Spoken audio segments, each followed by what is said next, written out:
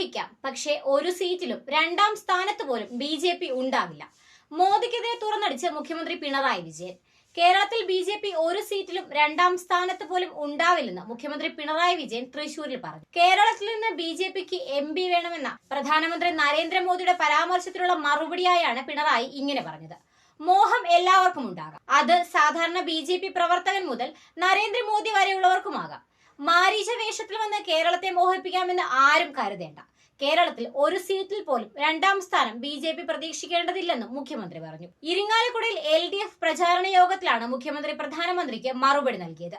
ഒരു BJP പ്രതിനിധിയെങ്കിലും കേരളത്തിൽ നിന്ന് വേണമെന്നാണ് മോദിയുടെ ആഗ്രഹം. ഉള്ളിലെ ഉദ്ദേശമെന്തെന്ന് എല്ലാവർക്കും അറിയാം. കേരളത്തെ രാജ്യാന്തര നിലവാരത്തിലേക്ക് ഉയർത്തുമെന്ന വാഗ്ദാനം രസകരമായിരിക്കുന്നുവെന്നും മുഖ്യമന്ത്രി പരിഹസിച്ചു. ലൈഫ് മിഷന്റെ ഭാഗമായി നിർമ്മിക്കുന്ന വീടുകൾക്ക് കേന്ദ്രം നൽകേണ്ട പണം കൃത്യമായി നൽകാതെയാണ് ആവാസ് പദ്ധതിയിലൂടെ വീട് നിർമ്മിക്കുമെന്ന് പ്രധാനമന്ത്രി അവകാശപ്പെടുന്നത്. പുതിയ വീട് നിർമ്മിക്കാൻ സഹായിക്കില്ല എന്നതാണ് കേന്ദ്രത്തിന്റെ നിലപാട്. കേന്ദ്ര സർക്കാരിന്റെ ലോഗോ വീട്ടിൽ പതിക്കണമെന്ന നിർദ്ദേശം പാലിക്കാതെ വന്നതോടെയാണ് ഈ തീരുമാനമെടുത്തത്.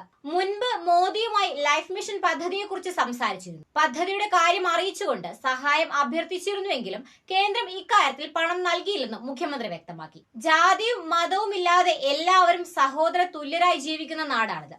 ശ്രീനാരായണ ഗുരുവിനെ മോദി പ്രകീർത്തിച്ചത് നല്ല കാര്യം. ഈ നാട് ഗുരു അടക്കമുള്ള നവോത്ഥാന നായകർ ഉയർത്തിയ മൂല്യങ്ങൾ സ്വാംശീകരിച്ച് മുന്നേറിയ നാടാണ്. ഭ്രാന്താലയത്തെ മനുഷ്യാലയമാക്കിയ ഈ നാട് ഇന്ന് രാജ്യത്തെ ഏത് സംസ്ഥാനത്തിനും മാതൃകയാണ്. വെറുപ്പിന്റെ പ്രത്യയശാസ്ത്രത്തെ ഒരു തരത്തിലും അംഗീകരിക്കാനാകില്ല.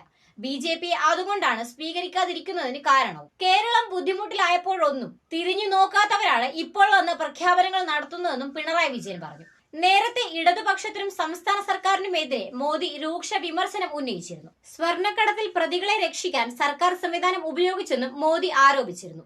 മുഖ്യമന്ത്രിയും കുടുംബവും വരെ അഴിമതിയിൽ ഉൾപ്പെട്ടിരുന്നു. അഴിമതി പണം പാവങ്ങൾക്ക് തിരികെ നൽകും. കേരളത്തിൽ പോരടിക്കുന്ന UDF-ഉം LDF-ഉം കേന്ദ്രത്തിൽ ഒരുമിച്ചാണെന്നും പ്രധാനമന്ത്രി പറഞ്ഞിരുന്നു.